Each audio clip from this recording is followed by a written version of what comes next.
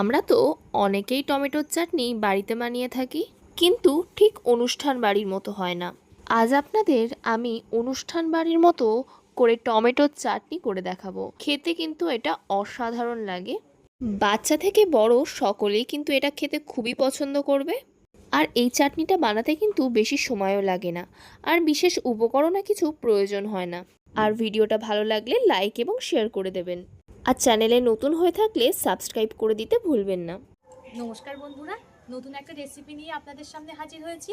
আমার চ্যানেলে নতুন হয়ে থাকলে চ্যানেলটিকে সাবস্ক্রাইব করে আমার পাশে থাকবেন। রেসিপিটা কেমন হয় শেষ পর্যন্ত স্কিপ না করে দেখতে থাকুন। কেমন হয়েছে অবশ্যই কমেন্ট করে জানাবেন। তা চলুন আর কথা না বাড়িয়ে ভিডিওটা শুরু করা যাক।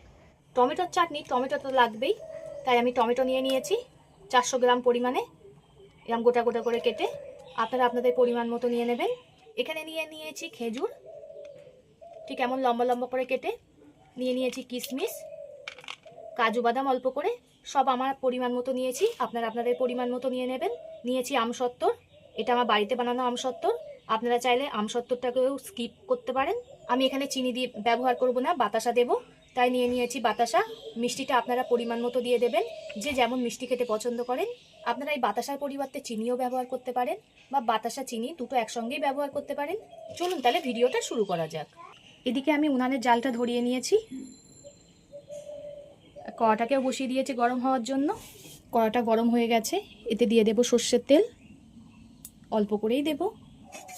তেলটা গরম হয়ে গেছে, গরম তেলের মধ্যে দিয়ে দেব শুকনো লঙ্কা, অল্প করে 5 ফোড়ন। ফোড়ন থেকে যখন একটা মিষ্টি গন্ধ বেরাবে, কেটে রাখা টমেটোগুলো দিয়ে দেব।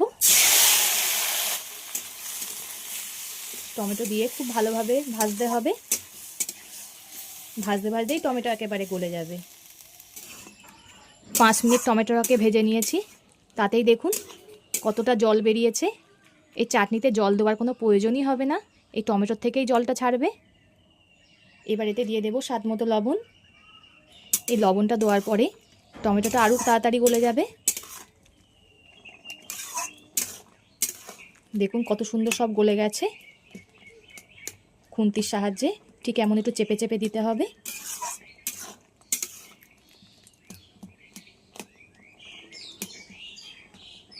এবার এতে দিয়ে দেব বাতাসা। এবার এতে খেজুর, আমসত্ত্বর, কিশমিশ, কাজুগুলোও দিয়ে দেব। সব কিছু খুব ভালো করে মিশিয়ে নেব। অনেকেই ভাবেন অনুষ্ঠান বাড়ির মতো টমেটোর চাটনি কেন হয় না, এইভাবে করে দেখবেন, একদম পুরো অনুষ্ঠান বাড়ির মতো হবে। আর একবার করলে সবাই বারবার বলবে টমেটোর চাটনি করতে, এত দারুণ লাগে এটা খেতে। বন্ধুরা, কে কোথার থেকে ভিডিওটা দেখছেন কমেন্ট করে জানাবেন। আপনাদের সুন্দর সুন্দর কমেন্ট করতে খুবই ভালো লাগে। আর এভাবে আমার পাশে থেকে সাপোর্ট করার জন্য অসংখ্য ধন্যবাদ। আবারও সব কিছু ফুটিয়ে নেব। এতে কিন্তু কোনো রকম জল ব্যবহার করা যাবে না, জল ব্যবহার করলে একটু পানসা পানসা ভাব চলে আসবে, আর খেতে খুব একটা ভালো লাগবে না।